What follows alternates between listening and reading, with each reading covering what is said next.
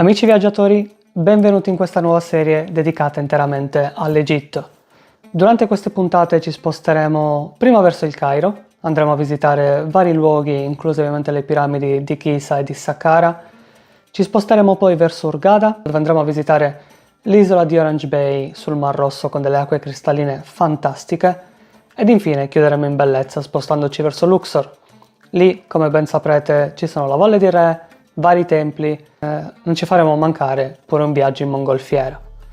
Quindi tenetevi pronti, zaino in spalla perché l'avventura sta per iniziare, ma prima di proseguire ragazzi volevo semplicemente specificare che per la maggior parte del tempo la mia voce sarà fuori campo. Il motivo è semplice, ho provato a registrare durante la vacanza ma non avevo il microfono adeguato e la maggior parte delle volte purtroppo c'è del rumore in sottofondo che rovina gli audio. Detto ciò, direi che possiamo continuare, quindi preparatevi perché iniziamo subito dal Cairo. Andiamo! Dernier appel pour le vol EasyJet 2886. Ok, per chi non lo sapesse io vivo a Manchester, in Inghilterra, e l'opzione più economica per volare al Cairo era quella di fare scalo a Ginevra per poi fare Ginevra-Cairo. Siamo arrivati all'aeroporto di Sphinx, ok, e appena arrivati ci hanno dato questo fogliettino da compilare con tutti i nostri dettagli. Ciò ci servirà dopo, quando andremo a passare i controlli del passaporto, ci chiederanno anche questi dettagli per poi metterci il timbro e attaccare il visa al passaporto. Come aeroporto Sphinx non è molto grande, è il secondo aeroporto del Cairo, molto nuovo, e una volta scesi si arriva alla sala principale dove ci sono varie macchinette dove puoi prelevare contanti e anche le banche dove puoi comprare il visa per $25. È una procedura abbastanza veloce ed è obbligatoria. Una volta fatto ti metti in fila per passare i controlli con le guardie, non ci sono controlli automatici, e una volta passato quello si è pronti per uscire. L'aeroporto da fuori è bellissimo, era sera quando siamo arrivati, c'era tanta gente, di fronte all'uscita ci sono molte persone che ti chiedono se ti serve un taxi o ti aiutano a trovare il tuo taxi. Occhio alle fregature anche qui, è molto facile. E poi una volta usciti abbiamo preso un taxi che ci ha portato direttamente in hotel. Ci vediamo domani perché la nostra avventura inizia da domani. The next day.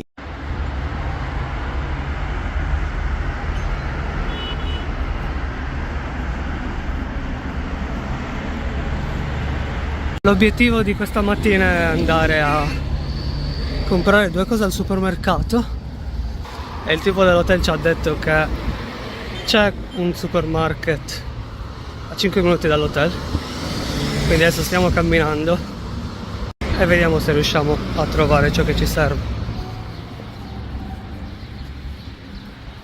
1 minute 37 seconds later. Ciao! Si attraversa così in Egitto, senza strisce. Niente, non abbiamo trovato un market, quindi dopo che finiamo alle piramidi toccherà cercare qualcosa lì in zona, perché i piccoli shop che abbiamo trovato sono più che altro per il cibo, quindi non c'era tutto quello che ci serviva e dovremmo cercarlo altrove, però sono fiducioso. Molto bello, posti che variano dal nuovo al vecchio, purtroppo in alcune parti si vede anche la povertà, magari palazzi non finiti del tutto, dove ovviamente ci vivono famiglie, non è bellissimo da vedere. Poi continuano a suonarci ragazzi, continuano a suonare tantissimo. Quello è un bus. Abbiamo capito che ci sono dei van bianchi, molti van bianchi che suonano sempre, crediamo che quelli siano bus, perché abbiamo visto varie persone fermarli, salire, scendere,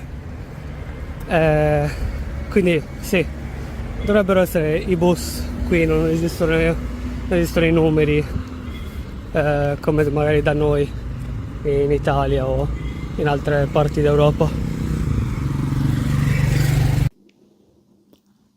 E dopo aver fallito la ricerca del supermarket in mattinata, iniziamo la nostra giornata facendo la prima tappa al Museo dei Papiri.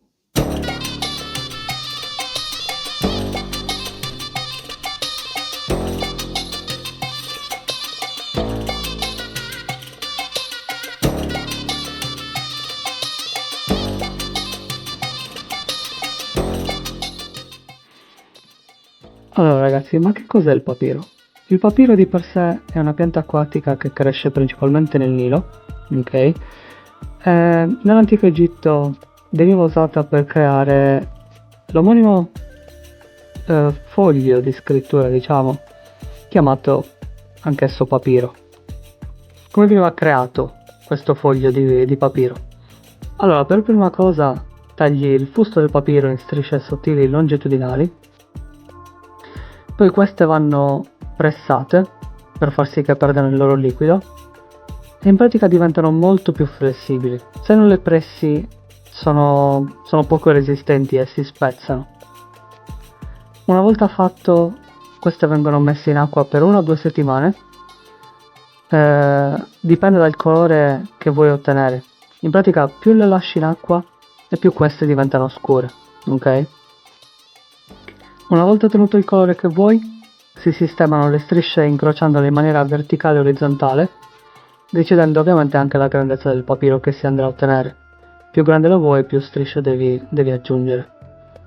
Quando il tutto è fatto, il foglio si mette sotto una pressa e si lascia lì per almeno 6 giorni.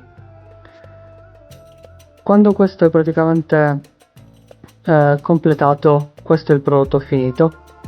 Il tutto è ottenuto in maniera naturale, senza usare neanche prodotti chimici.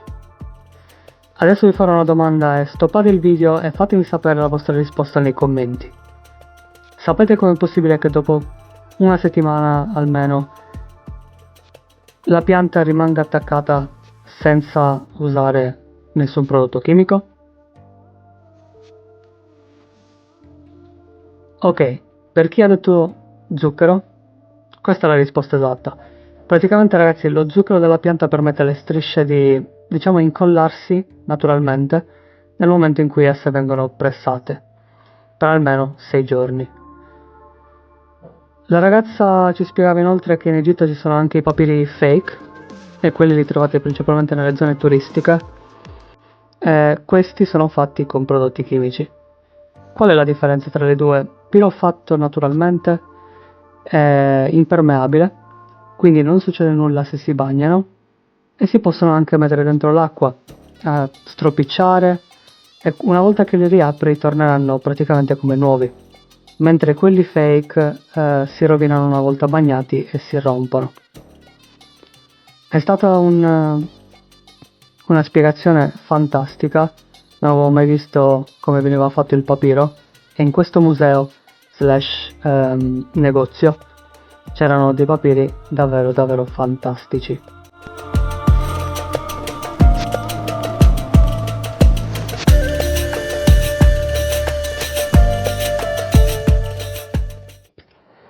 E dopo aver preso la nostra guida ed essere saliti sul taxi, ecco che ci avviamo verso la prossima tappa, ovvero la necropoli di Saqqara. Un po' di storia adesso. Saqqara è situata a 30 km dal Cairo. La vera prima piramide è stata costruita qui, a quanto pare, dal leggendario architetto Imhotep. Molte scoperte vengono fatte ancora oggi, stanno ancora scavando, trovando reperti di ogni genere che al momento possiamo ritrovare nei vari musei sparsi per il Cairo. La maggior parte di Saqqara era ancora sepolta fino alla metà del XIX secolo, quando l'egittologo francese Auguste Mariette, spero di averlo pronunciato bene, scoprì il luogo di sepoltura per i sacri tori Apis. A quanto pare c'è anche un bel documentario su Netflix che ancora non ho visto, è dedicato interamente a Saqqara. Se l'avete visto fatemi sapere cosa ne pensate nei commenti e se me lo consigliate. Quando passi l'entrata delle mura puoi notare quanto le pareti siano lisce. Vi giuro ragazzi, non sono complottista, ma in questo viaggio io e l'amica ci siamo chiesti varie volte come è possibile realizzare determinate cose 5.000 anni fa, più di 5.000 anni fa. Tra queste, le pareti liscissime di queste mura. Vai, vai. Guarda questo. Mette tu mano, questo originale, liscia, questo in pietra calcare ma come liscia come marmo, ok? Margine o marmo. Queste mura, ragazzi, circondavano tutto il complesso intorno alla piramide. E una volta passata l'entrata principale, ti trovi davanti queste 40 colonne, 20 da una parte e 20 dall'altra, che facevano parte del complesso funerario. Il passaggio, come potete vedere, è molto stretto e il motivo è perché una volta passate queste 40 colonne si aveva una bella visuale ampia sul complesso e sulla piramide. In lontananza si può vedere anche la zona di Dashur. In questa necropoli ci sono varie tombe funerarie e anche varie piramidi, non è molto conosciuta, però tra queste molto importanti c'è una tomba costruita dopo quella a gradoni, che visiteremo a breve, ma soprattutto anche il primo prototipo di piramide, diciamo. È un mix tra le vecchie mastabe, che sono le costruzioni prima delle piramidi, e poi le piramidi così come le conosciamo oggi. Questa si chiama piramide romboidale ed è l'ultima costruzione piramidale antica prima dell'innovazione delle piramidi di Imhotep. Il motivo per cui la piramide di Djoser è fatta a scaloni deriva praticamente da un concetto mistico. Si è cercato infatti di connettere il faraone e le divinità creando questa sorta di scala che avrebbe permesso al faraone di congiungersi poi a Ra nella sua barca solare nel momento in cui il sole nascente illuminava la sommità della costruzione. Dal video non si vede, ma è molto molto grande. Wow. Hoda, quanti metri è questa? Lo sappiamo? Questa è 61 61 metri. Wow. Sì. Dopo aver pagato il biglietto di circa 100 pound egiziani, siamo scesi in un ampio corridoio sotterraneo, completamente scavato nella roccia, che conduce al pozzo funerario. Da notare che questa non è l'entrata principale è a nord, questa è stata scavata dopo. Tutta la parte sotterranea faceva parte della mastaba principale, che costituiva l'originaria tomba del sovrano, costruita sopra il pozzo funerario, che affonda nel terreno roccioso fino a una profondità di quasi 28 metri. Dentro ospita sul fondo un sarcofago costituito da grandi blocchi di granito assemblati uno sopra l'altro per realizzare una sorta di cubo. Sotto il pozzo, ci diceva la guida, che c'è anche la tomba della moglie e che praticamente fa arrivare questa piramide a una profondità di circa 52 metri. Prima si poteva anche scendere sotto, però purtroppo a quanto pare hanno chiuso, quindi adesso l'unico modo di vedere la piramide o l'interno della piramide purtroppo è dall'alto.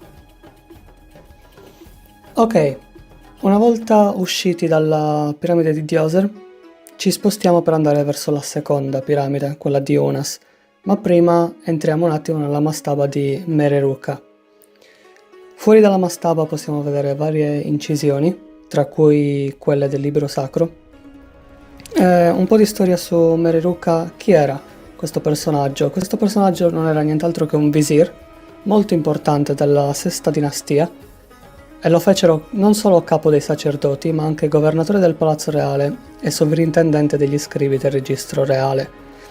Da specificare che dalla quinta dinastia in poi i nobili divennero sempre più importanti e si staccarono molto dalla potenza del faraone. E quindi, data l'importanza di questo visir, hanno deciso di dedicargli un piccolo spazio nel complesso di Saqqara. Qui dentro possiamo trovare due tipi di scritture: incisioni e scritture in rilievo. Credo che ormai l'abbiate capito, ragazzi, le incisioni vengono usate principalmente per riti magici e i testi del libro sacro, mentre le scritture in rilievo venivano utilizzate un po' per tutto il resto, ma principalmente per raffigurare la vita quotidiana.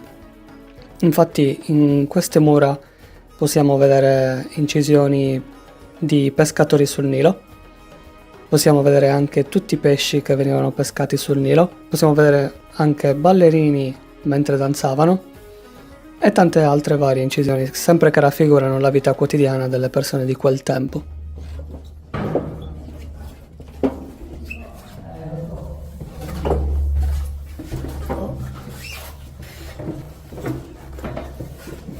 È abbastanza stretto, però si può fare, dai.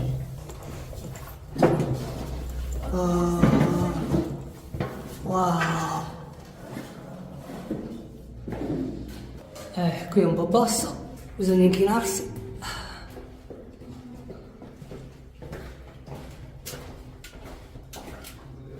Sì, conviene muoversi perché se poi viene gente qui sarà un casino.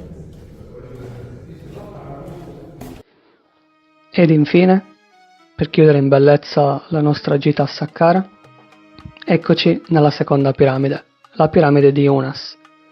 La sua altezza originale era di 43 metri, ma purtroppo oggi vediamo solamente le rovine. Questa piramide è molto famosa perché è stata la prima ad avere le pareti interamente coperte con i testi sacri. Nemmeno nelle piramidi di Giza riuscirete a vedere qualcosa del genere, ragazzi. Questi testi contengono 712 espressioni, che sono praticamente incantesimi magici, che avrebbero aiutato ad assicurare la vita eterna al faraone. A sinistra troviamo la stanza dove venivano riposti tutti gli oggetti che il faraone avrebbe portato con sé nell'aldilà. Solitamente questi includevano cibo, oro e altri oggetti vari che avrebbero facilitato l'ingresso al faraone nel paradiso, diciamo. Spostandoci poi dalla parte destra, qui troviamo la stanza funeraria e come potete vedere ha il soffitto pieno di stelle. Queste raffiguravano la volta celeste e al suo interno c'è un sarcofago enorme di puro basalto. La cosa bella è che ci si può affacciare all'interno e, come potete vedere, c'erano altre incisioni, tra cui le cartouche, vengono chiamate così, con il nome del faraone.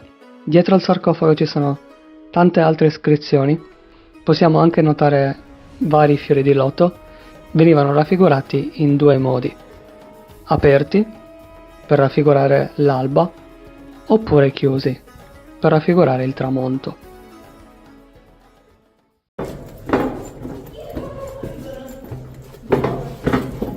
Questa non era molto male. Comunque sì, se trovate gente che vi spiega le cose e che si offre di farvi da guida, state attenti perché poi vi chiedono le mance. Ci sto. Bene amici, spero che questo viaggio a Saqqara vi sia piaciuto. Non perdetevi il prossimo episodio perché andremo a visitare le piramidi di Giza e non solo. Vi aspetto, se non l'avete ancora fatto iscrivetevi al canale, like, attivate la campanella. Ci vediamo al prossimo video. Ciao!